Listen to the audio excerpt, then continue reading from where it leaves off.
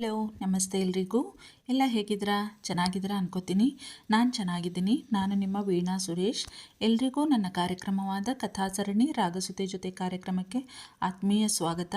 Please please please ನೋಡ್ತಾ ಇರೋರೆಲ್ಲರೂ ತಪ್ಪದೆ subscribe ಮಾಡ್ಕೊಳ್ಳಿ. ಇದು ನನ್ನ ಮೊದಲ ಕಥೆ, ಕೆಣಕುತ್ತಿದೆ ನಿನ್ನ ಕಣ್ಣೋಟ ಕಥೆಯ ಮುಂದುವರೆದ ಭಾಗ.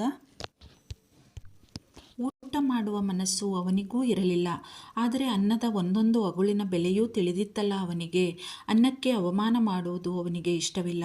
ಒಂದೊಂದು ತುತ್ತಿಗೂ ಒಂದೊಂದು ಸಲ ನೀರು ಕುಡಿಯುತ್ತಾ ಹೇಗೋ ಉಂಡು ಮುಗಿಸಿದ್ದ ಶರಶ್ಚಂದ್ರ ಎದ್ದು ವಾಕರ್ ಸಹಾಯದಿಂದ ಹೊರಬಂದಿದ್ದ, ನಿಧಾನವಾಗಿ ಏನೋ ಯೋಚಿಸಿ. ಅವನ ಅನಿಸಿಕೆ ಸುಳ್ಳಾಗಿರಲಿಲ್ಲ. ಅವನೆಣಿಕೆಯಂತೆಯೇ ಅದೇ ಅವಲಿಷ್ಟದ ಉಯ್ಯಾಲೆಯ ಮೇಲೆ ಕುಳಿತು ನೀಲಾಕಾಶ ನೋಡುತ್ತಾ ತನ್ನ ಅಮ್ಮನ ಜೊತೆ ತನ್ನ ದುಃಖ ತೋಡಿಕೊಳ್ಳುತ್ತಿದ್ದಳು ಪ್ರಾರ್ಥನಾ. ಮೃದುವಾಗಿ ಕರೆದಿದ್ದ ಅವಳ ನಿಧಾನಕ್ಕೆ ಸನಿಹ ಬಂದು ಅವಳಿಂದ ಯಾವುದೇ ಪ್ರತಿಕ್ರಿಯೆ ಬರಲಿಲ್ಲ. ಏನಾಯಿತು ಅಪ್ಪು? ನಿನ್ನನ್ನು ಹೀಗೆ ನೋಡೋಕ್ಕಾಗಲ್ಲ ನನಗೆ. ಪ್ಲೀಸ್ ಏನಾಯಿತು ಅಂತ ನನಗೆ ಹೇಳು. ಆದರೆ ಹೀಗೆ ಮಾತ್ರ ಇರಬೇಡ ಪ್ರಾರ್ಥನಾ, ಪ್ಲೀಸ್. ಮೃದುವಾಗಿ ಕೇಳಿಕೊಂಡಿದ್ದ ಅವಳನ್ನು ಶರಶ್ಚಂದ್ರ. ನಾನು ಹೇಗೆ ಇದ್ದರೂ ಅದರಿಂದ ಯಾರಿಗೂ ಏನೂ ವ್ಯತ್ಯಾಸ ಆಗಲ್ಲ ಸರ್. ಯಾಕೆ ಹೇಳಿ? ನನ್ನವರು ಅಂತ ಯಾರಿದ್ದಾರೆ ಇಲ್ಲಿ ಅಂತಲ್ಲ, ಎಲ್ಲೂ ನನ್ನದು ಅಂತ ಒಂದು ಜೀವವೂ ಇಲ್ಲ ಈ ಪ್ರಪಂಚದಲ್ಲಿ. ಇದೇನು ನನ್ನ ಮನೇನಾ? ಎಲ್ಲಿದೆ ನನ್ನ ಮನೆ? ಯಾರ್ದೋ ಮನೆಯಲ್ಲಿ ದಿಕ್ಕಿಲ್ಲದೆ ಬಂದು ಉಳ್ಕೊಂಡಿರೋ ಪರದೇಶಿ ನಾನು ಇದ್ರೂ ಸತ್ರೂ ಒಂದು ಹನಿ ಕಣ್ಣೀರು ಸುರಿಸೋ ಜೀವನೂ ಇಲ್ಲ ಎಂದಿದ್ದಳು. ಆವೇಶದಿಂದಲೋ ನೋವಿನಿಂದಲೋ ಅವಳ ಧ್ವನಿ ನಡುಗುತ್ತಿತ್ತು. ಅಂತೆಯೇ ಅವಳ ಇಡೀ ದೇಹವೂ ನಡುಗುತ್ತಿತ್ತು. ಪ್ರಾಣವೇ ಹೋದಂತಹ ನೋವು ಶರಶ್ಚಂದ್ರನಿಗೆ.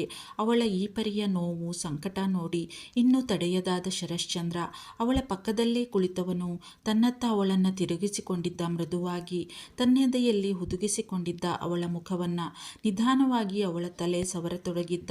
ಅವನ ಎದೆಗೊರಗಿ ಬಿಕ್ಕಿ ಬಿಕ್ಕಿ ಹತ್ತು ಬಿಟ್ಟಿದ್ದಳು ಹುಡುಗಿ, ತನ್ನ ನೋವನ್ನೆಲ್ಲ ಒಮ್ಮೆಲೇ ಹೊರಹಾಕುವಂತೆ, ಅವನೂ ಸಮಾಧಾನ ಮಾಡುವಂತೆ. ತನ್ನೆದೆಯಲ್ಲಿ ಹುದುಗಿದ್ದವಳ ತಲೆ ನೇವರಿಸುತ್ತಾ ಸುಮ್ಮನೆ ಕುಳಿತಿದ್ದ. ಅವಳ ಎದೆಯೊಳಗಿದ್ದ ನೋವು, ಸಂಕಟ ಎಲ್ಲವೂ ಕಣ್ಣೀರ ರೂಪದಲ್ಲಿ ಹರಿದು ಹೋಗಿಬಿಡಲಿ ಎಂದು ಸ್ವಲ್ಪ ಸಮಯದ ನಂತರ calm down Appu, don't CRY. ಅಳ್ಬೇಡ ಕಣೋ ಪ್ಲೀಸ್. ನೋಡು ಅಪ್ಪು, ಈ ಪ್ರಪಂಚದಲ್ಲಿ ಯಾರಿಗೆ ಯಾರೂ ಇಲ್ಲ. ನಮಗೆ ನಾವೇ ಎಲ್ಲ ಅಂತ ಬದುಕಬೇಕು ನಾವು. ನನಗೆ ಯಾರಿದ್ದಾರೆ ಅಂತ ಇಷ್ಟೆಲ್ಲ ಕಷ್ಟಪಡ್ತಾ ಇದ್ದೀನಿ ಹೇಳು? ಯಾರಿಗೋಸ್ಕರ ಬದುಕ್ತಾ ಇದ್ದೀನಿ ಹೇಳು ನಾನು? ಆದರೂ ಬದುಕ್ತಾ ಇದ್ದೀನಿ. ಯಾಕೆ ಹೇಳು? ಭಗವಂತ ನಮ್ಮನ್ನು ಒಂದು ಉದ್ದೇಶ ಇಟ್ಟೇ ಕಳುಹಿಸಿರುತ್ತಾನೆ ಈ ಭೂಮಿಗೆ ಅಂತ ನಂಬಿ ಬದುಕೋನು ನಾನು. ಆ ಉದ್ದೇಶ ಪೂರ್ತಿಯಾಗದ ಹೊರತು ನಮಗೆ ಮುಕ್ತಿ ಇಲ್ಲ. ಹೌದು, ನನಗೂ ಒಂದೊಂದು ಸಲ ಹೀಗೆ ಅನ್ನಿಸೋದುಂಟು. ಯಾರೂ ಬೇಡ, ಏನೂ ಬೇಡ, ಇವೆಲ್ಲದರಿಂದ ಎಲ್ಲಾದರೂ ದೂರ ಹೊರಟು ಬಿಡೋಣ ಅನ್ಕೋತೀನಿ ಆದರೆ ನನ್ನ ಕರ್ತವ್ಯ ನನ್ನ ತಡೆಯುತ್ತೆ ಎಂದು ಮೃದುವಾಗಿ ಹೇಳುತ್ತಾ ಅವಳ ತಲೆ ಸವರುತ್ತಿದ್ದವ ಅವಳ ಮುಖವನ್ನು ತನ್ನ ಬೊಗಸೆಯಲ್ಲಿ ಹಿಡಿದು ಮೃದುವಾಗಿ ಅವಳ ಹಣೆಗೆ ಚುಂಬಿಸಿದ್ದ ಶರಶ್ಚಂದ್ರ ಬಹಳ ಆಸ್ಥೆಯಿಂದ. ಮೈಯೆಲ್ಲ ಸಣ್ಣ ಕಂಪನ ಅವಳಿಗೆ. ಒಂದು ಕ್ಷಣ ಅವಳಿಗೆ ಈ ಸಮಯ ಹೀಗೆ ನಿಂತು ಬಿಡಬಾರದೇ ಎನ್ನಿಸಿತ್ತು. ಅವಳ ಮುಖವನ್ನೇ ತನ್ಮಯತೆಯಿಂದ ದಿಟ್ಟಿಸುತ್ತಿದ್ದ ಶರಶ್ಚಂದ್ರ. ತೃಪ್ತಿಯಾಗಲಿಲ್ಲ ಅವನಿಗೆ. ಅವನ ತುಟಿಗಳು ಅವಳ ನೀಲಿ ಕಂಗಳನ್ನು ಮುದ್ದಿಸುವ ತವಕದಿಂದ ಅವುಗಳತ್ತ ಬಾಗಿದ್ದವು. ಮೇಘನಾ ಮಾತು ಥಟ್ಟನೆ ನೆನಪಾಗಿತ್ತು ಹುಡುಗಿಗೆ. ಅವನನ್ನು ದೂಡಿಬಿಟ್ಟಿದ್ದಳು ಪ್ರಾರ್ಥನಾ. ತನ್ಮಯನಾಗಿ ಕಣ್ಣು ಮುಚ್ಚಿದ್ದವನು ಅವಳ ಈ ವರ್ತನೆಯಿಂದ ಬೆಚ್ಚಿ ಕಣ್ತೆರೆದು ಅವಳ ಕಡೆ ನೋಡಿದ್ದ. ಅವನಿಂದ ದೂರ ಸರಿದು ಏಳುವವಳ ಕೈ ಹಿಡಿದಿದ್ದ ಶರಶ್ಚಂದ್ರ ನಿಧಾನಕ್ಕೆ ಎದ್ದು ಅವಳ ಸಮೀಪ ಬಂದಿದ್ದ. ಅವಳ ಉಸಿರಾಟದ ವೇಗ ಜಾಸ್ತಿಯಾಗಿತ್ತು. ಹೃದಯ ಬಡಿತವನ್ನು ಸಮಸ್ಥಿತಿಗೆ ತರಲು ಹೆಣಗಾಡುತ್ತಿದ್ದಳು ಹುಡುಗಿ. ನಿಧಾನಕ್ಕೆ ಅವಳ ಮುಖವನ್ನು ತನ್ನ ತೋರು ಬೆರಳಿನಿಂದ ಎತ್ತಿದ್ದ. ಯಾಕೆ ಅಪ್ಪು, ನನ್ನಿಂದ ದೂರ ಓಡ್ತಾ ಇದೆಯಾ? ಪ್ಲೀಸ್ ಅಪ್ಪು, ಮೋಹಕವಾಗಿ ಪಿಸುಗುಟ್ಟಿದ್ದ ಶರಶ್ಚಂದ್ರ. ಮತ್ತೆ ತನ್ನ ಬೊಗಸೆಯಲ್ಲಿ ಅವಳ ಮುಖವನ್ನು ಹಿಡಿದಿದ್ದ.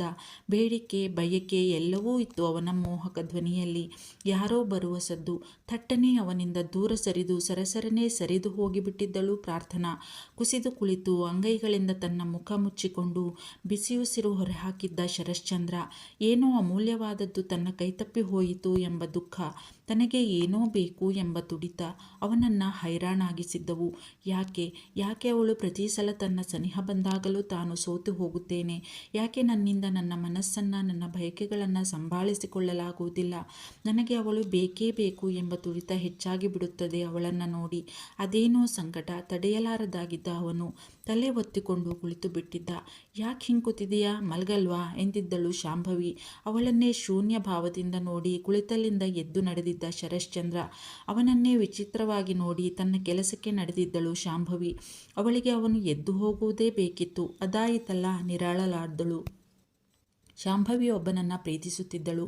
ಅವನು ಇವರ ಫ್ಯಾಕ್ಟರಿಯಲ್ಲೇ ಮ್ಯಾನೇಜರ್ ಆಗಿ ಕೆಲಸ ಮಾಡುತ್ತಿದ್ದ. ಶಶಾಂಕ್ ಅವನ ಹೆಸರು. ಇವರಷ್ಟು ಶ್ರೀಮಂತನಲ್ಲ, ಸ್ವಲ್ಪ ಚೆಲ್ಲು ಸ್ವಭಾವ. ಆ ಫ್ಯಾಕ್ಟರಿ ಇವಳ ಹೆಸರಿನಲ್ಲಿಯೇ ಇದ್ದುದರಿಂದ ಆಗಾಗ ಅಲ್ಲಿ ಹೋಗುತ್ತಿದ್ದಳು ಶಾಂಭವಿ. ಅದ್ಯಾವಾಗ ಅವಳಿಗೆ ಅವನ ಮೇಲೆ ಮನಸ್ಸಾಯಿತೋ ಅಂತೂ ಪ್ರೀತಿಯಲ್ಲಿ ಬಿದ್ದಿದ್ದಳು. ಅವನಿಗೆ ನಮ್ಮಷ್ಟು ಆಸ್ತಿಪಾಸ್ತಿ ಇಲ್ಲ ಎಂದು ಅವಳಿಗೇನೂ ಬೇಜಾರಿಲ್ಲ. ಹೇಗೂ ತನ್ನ ಬಳಿ ಇದೆಯಲ್ಲ, ತನ್ನದೆಲ್ಲವೂ ಅವನದೇ ತಾನೇ. ಹಾಗಿರುವಾಗ ಅವನಿಗೇ ಪ್ರತ್ಯೇಕ ಆಸ್ತಿ ಇರಬೇಕು ಎಂದಿಲ್ಲವಲ್ಲ. ಇದು ಅವಳ ಭಾವನೆ. ಶರಶ್ಚಂದ್ರನಿಗೆ ಅವಳ ಮೇಲೆ ಅನುಮಾನ ಇತ್ತು ನಿಜ, ಆದರೆ ಹುಡುಗ ಯಾರು ಎಂಬುದು ಅವನಿಗೆ ತಿಳಿದಿರಲಿಲ್ಲ. ಫ್ಯಾಕ್ಟರಿಯಲ್ಲಿ ಎಲ್ಲ ಇವನ ಬೆನ್ನ ಹಿಂದೆ ಮಾತನಾಡಿಕೊಳ್ಳುತ್ತಿದ್ದರೆ ಹೊರತು ಇವನ ಮುಂದೆ ಹೇಳುವ ಧೈರ್ಯ ಮಾಡಿರಲಿಲ್ಲ ಯಾರೂ ಕೂಡ. ಇವನ ಕೆಲಸದ ಟೆನ್ಷನ್ನಲ್ಲಿ ಅವಳ ಮೇಲೆ ಒಂದು ಕಣ್ಣು ಇಟ್ಟಿರಬೇಕು ಎಂದುಕೊಂಡರೂ ಸಾಧ್ಯವಾಗಿರಲಿಲ್ಲ ಅವನಿಂದ. ಈಗ ತನ್ನ ಹುಡುಗನಿಗೆ ಕಾಲ್ ಮಾಡಲೆಂದೇ ಅಲ್ಲಿಗೆ ಬಂದಿದ್ದಳು ಶಾಂಭವಿ. ಅದೃಷ್ಟವಶಾತ್ ಅವಳ ಕಣ್ಣಿಗೆ ಪ್ರಾರ್ಥನಾ ಬಿದ್ದಿರಲಿಲ್ಲ. ಕೂದಲೆಳೆಯ ಅಂತರದಲ್ಲಿ ಬಚಾವಾಗಿದ್ದಳು ಹುಡುಗಿ. ಆಗುತ್ತಿಲ್ಲ ಅವನಿಂದ. ಸಹಿಸಲಾರದ ಯಾತನೆಯಿಂದ ಬಸವಳೆದು ಹೋಗಿದ್ದ ಶರಶ್ಚಂದ್ರ ಯಾಕೋ ಏನೋ ಆಗಬಾರದ್ದು ಆಗುತ್ತಿದೆ ಎಂದು ಬಲವಾಗಿ ಅನ್ನಿಸತೊಡಗಿತ್ತು ಅವನಿಗೆ. ತನ್ನಿಂದ ತಾನು ಅತಿಯಾಗಿ ಪ್ರೀತಿಸುವ ವ್ಯಕ್ತಿ ದೂರ ಹೋಗುತ್ತಾರೆ ಎಂದು ಅರ್ಥವಾಗಿರಲಿಲ್ಲ ಆ ಕ್ಷಣ ಅವನಿಗೆ. ಒಂದು ಕಡೆ ಕುಳಿತು ದೀರ್ಘ ಉಸಿರು ಬಿಟ್ಟು ತನ್ನನ್ನು ತಾನು ಸಂಭಾಳಿಸಿಕೊಳ್ಳುವ ಪ್ರಯತ್ನ ಮಾಡಿದ್ದ. ಯೋಚನೆಯ ಧಾಟಿಯನ್ನು ಬದಲಾಯಿಸಿದ ಬಲವಂತವಾಗಿ. ಅವನಿಗೆ ಶಾಂಭವಿ ಪ್ರಾರ್ಥನಾಳಿಗಾಗಿ ಆರಿಸಿ ತಂದಿದ್ದ ಸೀರೆ ಇಷ್ಟವಾಗಿಯೇ ಇರಲಿಲ್ಲ. ಆಗಲೇ ನಿರ್ಧಾರ ಮಾಡಿದ್ದ ಅವನು, ನನ್ನ ಅಮ್ಮನ ದಿನಕಾರ್ಯದ ದಿನ ಪ್ರಾರ್ಥನಾಗೆ ಅವರದೇ ಚಂದದ ಸೀರೆಯೊಂದನ್ನು ಕೊಡಬೇಕು ಎಂದು. ಎಸ್, ಹೌದು, ನಾನು ಅಮ್ಮನ ಸೀರೆಯೊಂದನ್ನು ಆರಿಸಿ ಕೊಡಬೇಕು ಅಪ್ಪುಗೆ ಎಂದು ನೆನೆದವನು ಎದ್ದು ಅವನ ಸೀರೆ ವಸ್ತುಗಳನ್ನೆಲ್ಲ ಇಟ್ಟಿದ್ದ ಕಬೋರ್ಡ್ ತೆರೆದಿದ್ದ ಶರಶ್ಚಂದ್ರ. ಅದರ ತುಂಬೆಲ್ಲ ಚಂದದ ರೇಷ್ಮೆ ಸೀರೆಗಳದೇ ಸಿಂಹಪಾಲು. ಅದರಲ್ಲಿ ತನಗೆ ಬಹಳ ಇಷ್ಟವಾದ ಅಚ್ಚ ಕೆಂಪು ಬಣ್ಣದ ಚಂದದ ರೇಷ್ಮೆ ಸೀರೆಯೊಂದನ್ನು ಆರಿಸಿ ಅದಕ್ಕೆ ತಕ್ಕ ಆಭರಣವನ್ನು ಅದರ ಮೇಲೆ ಎತ್ತಿಟ್ಟ. ನಾಳೆಯೇ ಕೊಡಬೇಕು ಹುಡುಗಿಗೆ ಎಂದುಕೊಂಡ. ಅವಳ ಸನಿಹ ಸ್ಪರ್ಶ ಮತ್ತೆ ಮತ್ತೆ ನೆನಪಾಗಿ ಅವನನ್ನು ಸೋಲುವಂತೆ ಮಾಡುತ್ತಿತ್ತು. ಯಾಕೋ ತಾನು ಅವಳಿಂದ ದೂರ ಇರಲಾರೆ ಎನಿಸುತ್ತಿತ್ತು ಅವನಿಗೆ. ತಲೆ ಕೊಡವಿದ ಶರಶ್ಚಂದ್ರ ದಿಂಬಿಗೆ ತಲೆಯಾನಿಸಿ ಬಲವಂತವಾಗಿ ಕಣ್ಣು ಮುಚ್ಚಿ ನಿದ್ರಿಸುವ ಪ್ರಯತ್ನ ಮಾಡಿದ್ದ. ಒದ್ದಾಡಿ ಅದ್ಯಾವಾಗ ನಿದ್ರಾದೇವಿ ತನ್ನ ತೆಕ್ಕೆಗೆ ತೆಗೆದುಕೊಂಡಿದ್ದಳೋ. ಬೆಳಗ್ಗೆ 5 ಗಂಟೆಗೆ ಎದ್ದು ಸ್ನಾನಾದಿಗಳನ್ನು ಮುಗಿಸಿ ಮಡಿ ಸೀರೆ ಉಟ್ಟು ಗಡಿಬಿಡಿಯಿಂದ ಕೆಳಗಿಳಿದು ಬಂದಿದ್ದಳು ಹುಡುಗಿ. ಟೈಮ್ ಆಗೋಗೈತೆ, ಇನ್ನೂವೇ ಎಲ್ಲನೂ ರೆಡಿ ಮಾಡಬೇಕು. ತಾತ ಆವಾಗಲೇಯ ಎದ್ಬಿಟ್ಟವ್ರೇನೋ, ನಾನು ಬರದೆಯ ತಡ ಆಗ್ಬಿಟ್ಟೈತಾ ಹಿಂಗೆ? ಮೊದಲೇಯ ಎಲ್ಲನೂ ಮಡಿನಾಗೆ ಆಗಬೇಕು. ನಿನ್ನೆಯ ತರಕಾರಿನೆಲ್ಲ ಹೆಚ್ಚಿಬಿಟ್ಟು ಇಟ್ಟಿಬಿಟ್ಟಿವ್ನಲ್ಲ, ಅಷ್ಟು ತೊಂದರೆ ಆಗಕ್ಕಿಲ್ಲ ಇವತ್ತು. ಆದ್ರೂ ಶಾನಿ ಕೆಲಸ ಬಿದ್ದದೆ ಎಂದು ಗಡಿಬಿಡಿಯಿಂದ ಆತಂಕದಿಂದಲೇ ಅಡುಗೆ ಮನೆಯತ್ತ ಹೆಜ್ಜೆ ಹಾಕಿದ್ದಳು ಪ್ರಾರ್ಥನಾ. ಅವಳಿಗೆ ವೈದಿಕದಲ್ಲಿ ಯಾವ ರೀತಿ ಮಡಿಯಲ್ಲೇ ಪುರೋಹಿತರಿಗೆ ಎಡೆಗೆ ಎಲ್ಲ ಅಡುಗೆ ಮಾಡಬೇಕು ಎಂಬುದರ ಅರಿವು ಚೆನ್ನಾಗಿಯೇ ಇತ್ತು. ಕೆಲವು ವರ್ಷ ಅಜ್ಜಮ್ಮ ಮನೆಯಲ್ಲಿ ತನ್ನ ಅಮ್ಮನ ವರ್ಷ ಕಾರ್ಯ ಮಾಡುತ್ತಿದ್ದರು. ಅವಳಿಗೆ ತಿಳುವಳಿಕೆ ಬಂದ ಮೇಲೂ 2-3 ವರ್ಷ ಯಾರು ಬೇಡ ಎಂದರೂ ಕೇಳದೆ, ತನ್ನ ಮಗನ ಸಹಾಯವನ್ನೂ ಕೇಳದೆ ಪುರೋಹಿತರನ್ನು ಕರೆಸಿ ಕಾರ್ಯ ಮಾಡುತ್ತಿದ್ದರು. ಅದು ಅವಳಿಗೆ ನೆನಪಿದೆ. ಅದಕ್ಕೆ ಈ ಗಡಿಬಿಡಿ ಅವಳಿಗೆ. ನಿಧಾನ ಪುಟಕ, ಯಾಕಿಷ್ಟೊಂದು ಗಡಿಬಿಡಿ ಮಾಡ್ಕೊತಾ ಇದ್ದಿ? ನೋಡು ಮಕ ಎಲ್ಲವ ಹೆಂಗೆ ಕೆಂಪಾಗ್ಬಿಟ್ಟದೆ ಅಂತವ. ಇನ್ನು ಪುರೋಹಿತರು ಬರೋದು ಸಮಯ ಹಿಡಿತದೆ ಕಣವ. ನೀನು ಗಾಬರಿಯಿಂದವ ಮಾಡೋದೇನು ಬೇಡ ಎಂದು ಅವಳ ಗಡಿಬಿಡಿ ನೋಡಿ ಕಾಳಜಿಯಿಂದ ಹೇಳುತ್ತಿದ್ದರು ರಂಗಜ್ಜ. ತಾತ, ನಾವು ಮಾಡಿರ್ತೀವಲ್ಲ ಅಡುಗೆಯ ಎಲ್ಲನೂ ಮರೀದಂಗೆ ಎಡೆಗೆ ಇಡಬೇಕಂತೆ ನಮ್ಮ ಅಜ್ಜಮ್ಮ ಹೇಳೋರು ಗೊತ್ತಾ. ಅದಕ್ಕೆಯ ನಾವು ಊಟಕ್ಕೆ ಏನೇನು ಮಾಡ್ತಾಯಿದ್ದೀವೋ ಅದನ್ನೆಲ್ಲನೂ ಪುರೋಹಿತರು ಎಡೆಗೆ ಇಡಿಸ್ತಾರಲ್ಲ, ಅದಕ್ಕಿಂತ ಮುಂಚೆಯ ಮಾಡಿಟ್ಕೊಬಿಡ್ಬೇಕು ತಾತ. ಎಲ್ಲನೂ ಆಗೈತೆ, ಇನ್ನೇನು ಪಾಯಸ ಒಂದೇ ಅದೇ ಮಾಡೋಕ್ಕೆ ಅಷ್ಟೇಯ ಎಂದಿದ್ದಳು ಪ್ರಾರ್ಥನಾ. ತಾನು ಮಾಡಿಟ್ಟಿದ್ದ ಅಡುಗೆಯನ್ನೆಲ್ಲ ಒಂದು ಸಲ ನೋಡಿ ತೃಪ್ತಿಯಿಂದ. ರಂಗಜ್ಜನಿಗಂತೂ ಸೋಜಿಗ ಈ ಹುಡುಗಿ. ಈಗಿನ ಕಾಲದ ಹುಡುಗಿಯರು ಶಾಸ್ತ್ರ ಎಂದರೆ ಮೂಗು ಮುರಿತಾರೆ. ಏನೆಂದರೆ ಏನೂ ತಿಳಿದಿರುವುದಿಲ್ಲ ಅವರಿಗೆ ಸಂಪ್ರದಾಯ ಶಾಸ್ತ್ರಗಳ ಬಗ್ಗೆ. ಆದರೆ ಈ ಹುಡುಗಿ ಎಲ್ಲದರಲ್ಲೂ ಎಂಥ ಶ್ರದ್ಧೆ.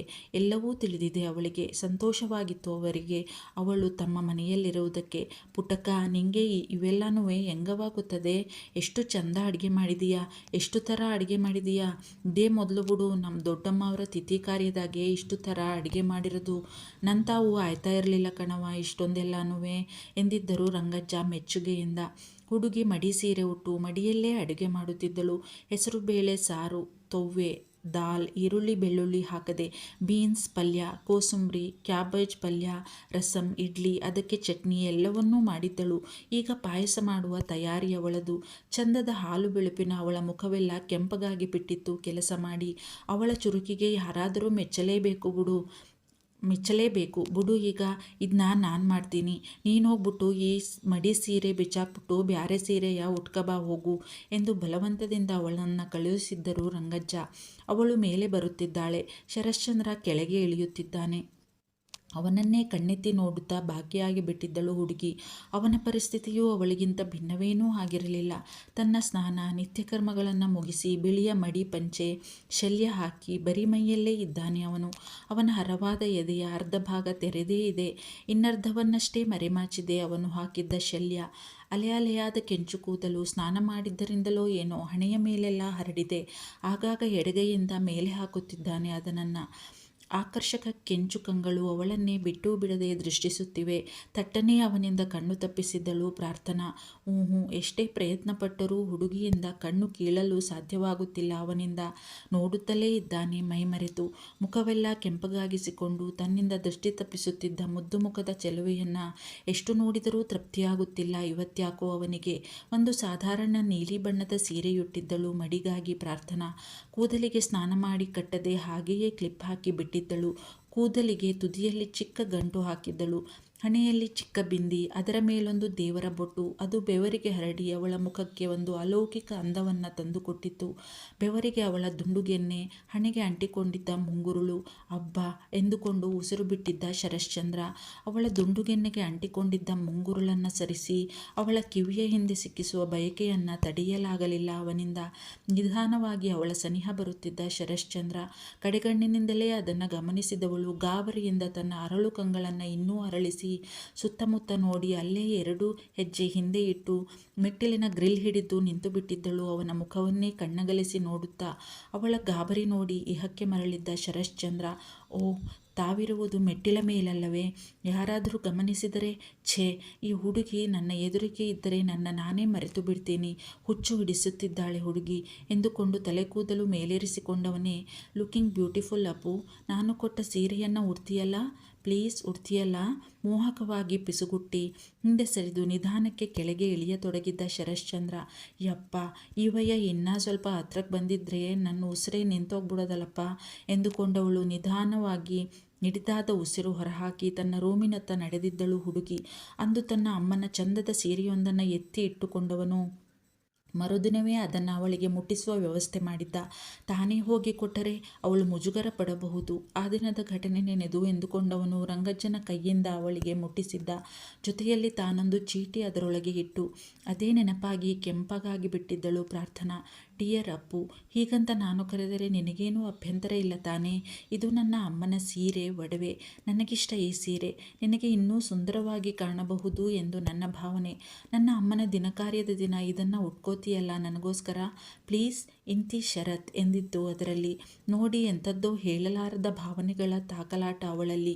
ಸೀರೆಯನ್ನು ಮೃದುವಾಗಿ ಸವರಿದ್ದಳು ತನ್ಮಯತೆಯಿಂದ. ಕೆನ್ನೆಗೆ ಒತ್ತಿಕೊಂಡು ಹಾಗೆಯೇ ಎತ್ತಿ ಇಟ್ಟಿದ್ದಳು ಪ್ರಾರ್ಥನಾ.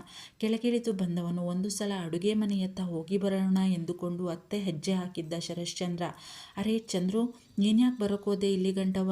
ಅಲ್ಲೇ ಸ್ಟೂಲ್ ಹಾಕೈತಲ್ಲ ಪುಟ್ಟಕ್ಕ, ನಿಂಗೋಸ್ಕರ ಅಂತವಾ? ಅಲ್ಲೇ ಕೂತ್ಕೊಳ್ಬೋದಿತ್ತಲ್ವಾ? ನೋವಿರ್ತದೆ ಕಾಲು ಇನ್ನೂವೆ ಎಂದು ಕಾಳಜಿಯಿಂದ ಹೇಳಿದ್ದರು ರಂಗಜ್ಜ. ಇರಲಿ ರಂಗಜ್ಜ, ನಡೀದೇ ಇದ್ದರೆ ನೋವು ಹಾಗೇ ಇದ್ಬಿಡುತ್ತೆ. ಅಡುಗೆ ಮನೆಯಿಂದ ಘಮ್ ಅಂತ ವಾಸನೆ ಬರ್ತಿತ್ತಲ್ಲ, ಏನು ಮಾಡಿದ್ದೀರಾ ಅಂತ ನೋಡಿ ಹೋಗೋಣ ಅಂತ ಬಂದೆ ಎಂದು ಮುಗುಳ್ನಕ್ಕ ಶರಶ್ಚಂದ್ರ.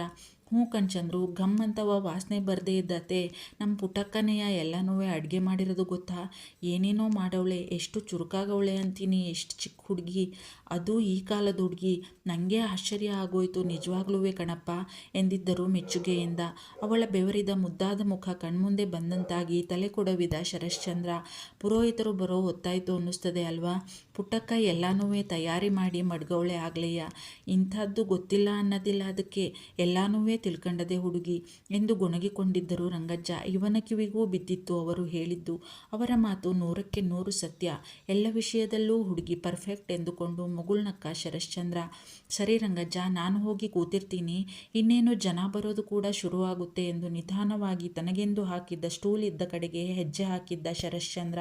ಮುಂದೆ ನಿಧಾನವಾಗಿ ಹೆಜ್ಜೆ ಹಾಕುತ್ತಿದ್ದವನು ಎಡವಿದ್ದ ಶರಶ್ಚಂದ್ರ. ಥಟ್ಟನೆ ಓಡಿ ಬಂದು ಅವನ ಭುಜ ಬಳಸಿ ಹಿಡಿದುಕೊಂಡಿದ್ದಳು. ಅವಳೇ ಮೇಘನ. ತಿರುಗಿ ನೋಡಿದವನು ಹಣೆ ಒತ್ತಿಕೊಂಡು ಅವಳ ಕೈಗಳಿಂದ ತನ್ನ ಭುಜವನ್ನು ಕೊಸರಿ ಬಿಡಿಸಿಕೊಂಡವನು ಥಟ್ಟನೆ ಸರಿದು ನಿಂತು, ಥ್ಯಾಂಕ್ ಯು ಮಿಸ್ ಮೇಘನ ಎಂದವನೇ ನಡೆದು ಬಿಟ್ಟಿದ್ದ ಅವನಿಗೆಂದು ಮೀಸಲಾಗಿದ್ದ ಜಾಗಕ್ಕೆ ಶರಶ್ಚಂದ್ರ. ಅವನ ಈ ಅಪರಿಚಿತ ವರ್ತನೆ ಮೇಘನಾಗೆ ಬೇಸರ, ನೋವು ಆಗುವುದರ ಜೊತೆಗೆ ತನಗಿವನು ಬೇಕೇ ಬೇಕು ಎಂಬ ಹಠವನ್ನೂ ಹೆಚ್ಚುವಂತೆ ಮಾಡುತ್ತಿತ್ತು. ಅವನ ಸನಿಹ, ಅವನ ರೂಪ ಎಲ್ಲವೂ ಅವಳನ್ನು ಮತ್ತೆ ಮತ್ತೆ ಅವನತ್ತ ಸೆಳೆಯುತ್ತಿತ್ತು. ಮತ್ತೆ ಅವನನ್ನು ಹೇಗಾದರೂ ಮಾಡಿ ಪಡೆದುಕೊಳ್ಳುವ ಛಲ ಮೂಡಿತ್ತು ಅವಳಲ್ಲಿ. ವ್ಯಂಗ್ಯ ನಗು ಅವಳ ಮುಖದ ಮೇಲಾಡಿತ್ತು. ಹೋಗು ಹೋಗು, ನಿನ್ನ ಹೇಗೆ ಪಡೆದುಕೊಳ್ಳೋದು ಅಂತ ನನಗೆ ಚೆನ್ನಾಗಿ ಗೊತ್ತು. ನಿನ್ನ ಮನಸ್ಸಿನಲ್ಲಿ ಏನಿದೆ ಎಂದು ನನಗೆ ಅರಿವಿದೆ. ನಿನ್ನ ಪ್ರೀತಿಪಾತ್ರರನ್ನೇ ನಿನ್ನಿಂದ ದೂರ ಮಾಡಿದರೆ ಮತ್ತೆ ನೀನು ನನ್ನ ಹತ್ತಿರವೇ ಬರುವುದಿಲ್ಲವೇ? ಬಂದೇ ಬರ್ತೀಯಾ? ಎಲ್ಲೋಗ್ತೀಯಾ ಎಂದುಕೊಂಡು ತಾನೂ ಸರಿದು ಹೋಗಿದ್ದಳು ಮೇಘನ. ತನ್ನ ಹತ್ತಿರ ಬಂದು ಪಿಸುಗುಟ್ಟಿದ್ದ ಶರಶ್ಚಂದ್ರನ ಪಿಸುಧ್ವನಿ ಇನ್ನೂ ತನ್ನ ಕಿವಿಯ ಬಳಿಯೇ ಕೇಳಿಸಿದಂತೆ, ಅವನ ಬಿಸಿ ಉಸಿರು ತನ್ನ ಕೊರಳನ್ನು ಸೋಕಿದಂತೆ ಭಾಸವಾಗಿ ಬೆಚ್ಚಿ ಅತ್ತಿತ್ತ ನೋಡಿ ಎದೆಯ ಮೇಲೆ ಕೈ ಇಟ್ಟು ಸಮಾಧಾನ ಮಾಡಿಕೊಂಡಳು ಪ್ರಾರ್ಥನಾ. ಸದ್ಯ ಎಲ್ಲ ನನ್ನ ಭ್ರಮೆ ಅಷ್ಟೇಯ. ಯಪ್ಪ, ಈ ವಯ್ಯ ಮಾಡೋದು ಒಂದೆರಡಲ್ಲ. ಮೆಟ್ಲು ಹತ್ತಿರುವಾಗ ಅದ್ಯಾಕಷ್ಟು ಹತ್ರ ಬರೋಕ್ಕೋದ್ರೋ ಎಂದುಕೊಳ್ಳುತ್ತಾ ಅವನು ತನಗೆಂದು ಕೊಟ್ಟಿದ್ದ ಒಡವೆಯನ್ನು ತೆಗೆದಿದ್ದಳು ಹುಡುಗಿ.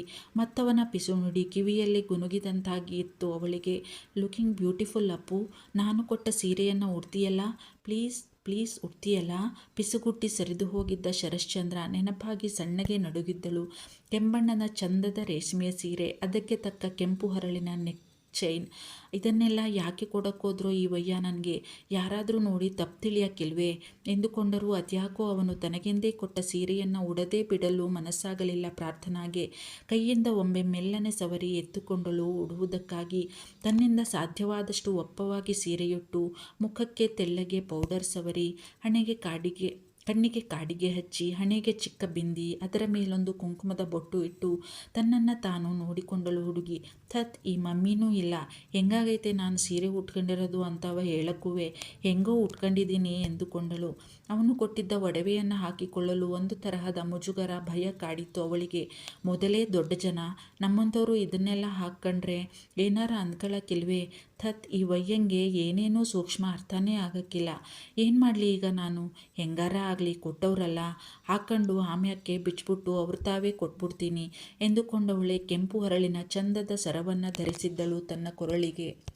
ಪ್ಲೀಸ್ ಪ್ಲೀಸ್ ಪ್ಲೀಸ್ ನೋಡ್ತಾ ಇರೋರು ಎಲ್ಲರೂ ತಪ್ಪದೆ ಸಬ್ಸ್ಕ್ರೈಬ್ ಮಾಡ್ಕೊಳ್ಳಿ.